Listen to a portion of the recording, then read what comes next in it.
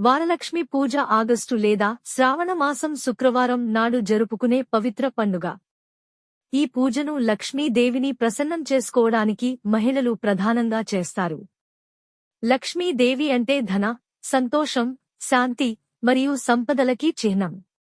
పూజ ముఖ్య ఉద్దేశ్యం: వారలక్ష్మి పూజ లక్ష్యముగా స్త్రీలు తమ కుటుంబ సుఖ, సంతోషం, సంపద కొరకు చేస్తారు. ఈ పూజను చేసేవారు ఎల్లప్పుడూ సంతోషంగా, సంపన్నంగా ఉండాలని మరియు అన్ని విధాలా శుభాలు కలగాలని కోరుకుంటారు.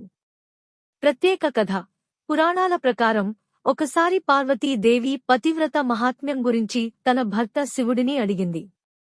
అప్పుడు శివుడు వారలక్ష్మి వ్రతం గురించి వివరించాడు. ఒకసారి ఇంతకుముందు దేవతలు మరియు రాక్షసుల మధ్య జరిగిన సముద్ర మథనంలో లక్ష్మీదేవి ఉద్భవించింది. ఆమెను ప్రసన్నం చేసుకోవడానికి ఈ పూజ చేయడం వల్ల లక్ష్మీ అనుగ్రహం లభిస్తుంది.